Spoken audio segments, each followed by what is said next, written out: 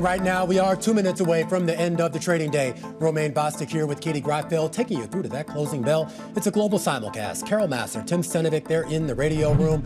Welcome to our audiences across all of our Bloomberg platforms, including our partnership with YouTube.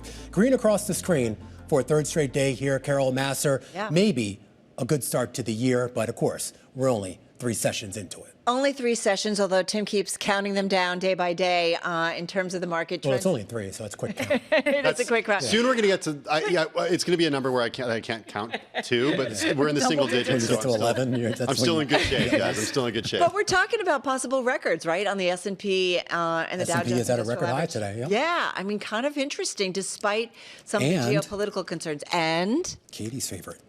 What's Katie's favorite? The Dow. The Dow. The price I know. Oh, gosh. Industrial average. I thought you were being, honest. We were just talking to Vance Howard over at Howard Capital Management, and he brought up some technicals when it comes to exactly what we're talking about here. And he basically said, what is it, Carol, for the first 5 days of the year look how skeptical Romaine is. He's not a technicals guy.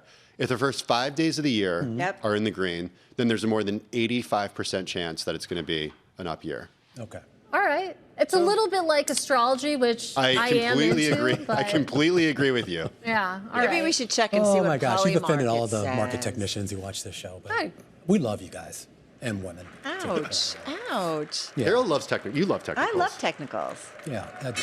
A nice read on the market here, and actually, in all seriousness, of course, those technicals, most cases are still tied to fundamentals as well here. Overall, though, you have investors starting off 2026 with a relative degree of optimism. The Dow Jones Industrial Average going to add more than 400, almost 500 points on the day, up about 1% at a fresh record high. The S&P 500 looks like it's also going to close out the day at a fresh record high, adding more than 40 points, or about 0.6%. The NASDAQ Composite adding 151 points, or 0.7%. But guys, we got to take a look at the cyclical space here. Once again here, that is the outperformer. The mid-caps up about 1.5%. Transports up 1.7%, and the Russell 2000 up 1.4% here on this day. Yeah, some significant outperformance there. I'm going to go back, though, nonetheless, to the S&P 500.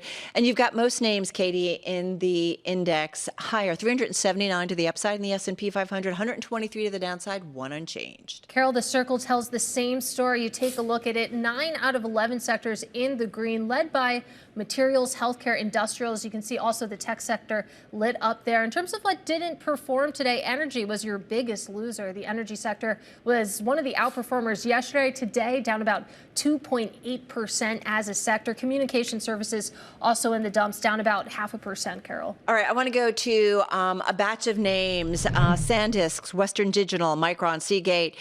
Top 4 gainers we've seen in the top. They were actually top in the S&P 500, and we've seen them leading the way once again today. SanDisk, you can see it's up 27% in today's session. Western Digital up 17%. You've got Micron up about 10%, and then of course you've got Seagate up about 14%. Seagate alone, #1 gainer in the S&P 500 last year, off to that strong start, soaring. Why are these names all higher? NVIDIA CEO Jensen Huang saying memory storage chip market is unserved market. And so we did see SanDisk hitting a record on high volume. So really some outperformance if you look at those names in particular. And then just real quickly for something different, OS is the ticker, OneStream.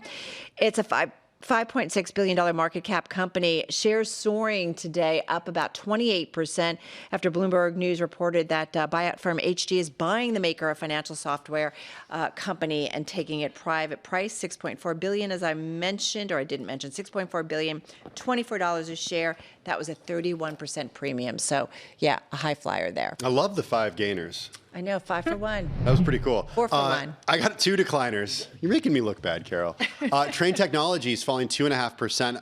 We saw a lot of cooling systems makers fall today. This after NVIDIA CEO Jensen Huang raised fears about demand for their products from data centers. Johnson Controls fell as much as 11%. Modine Manufacturing fell as much as 21%. Carrier Global also was among the worst performers in the S&P 500 today. Jensen said it's possible to cool racks with the company's next-gen Rubin chips using water at a temperature that does not require a water chiller. And that's why we saw shares of these companies fall today. Also, shares of America's largest credit reporting companies falling on the day today. Shares of Equifax falling 3.9% after Federal Housing Finance Agency Director Bill Pulte called out the firms for raising prices. Here's what he said in a post on social media, quote, "I do not understand what the credit bureaus are doing with their pricing. They are inviting a lot of scrutiny that is only intensifying by the day." This comes after the Mortgage Bankers Association said in a letter to Bill Pulte that its members are facing another significant increase in credit reporting costs for 2026, Romaine. All right, let's take a quick, some breaking news here, Tim. This on Mobileye. This is the maker of kind of autonomous vehicle components, sensors, software. They're going to buy the humanoid robot maker Mentee for $900 million. This is now crossing the Bloomberg terminal. The company has confirmed it, saying that they expect to close out the transaction in the first quarter of 2026. Of that $900 million, about $600 million of it will be in cash. The rest will be in Mobileye common stock. Those shares, which had rallied about 6% in the cash session, now up 7% in the after-hours trade. Let's take a quick look at Treasury yields, because we actually did see a lot of activity there. It may not look like much on your screen with those moves, but the key here is that 10-year yield, and take a close look at that here at 416.52 and change here. That's a key milestone, the highest level relative to 2-year rates in almost 9 months, and that's a big signal that investors are anticipating more rate cuts from the Fed, of course, starting at their next meeting at the end of January. All right, looking forward to that.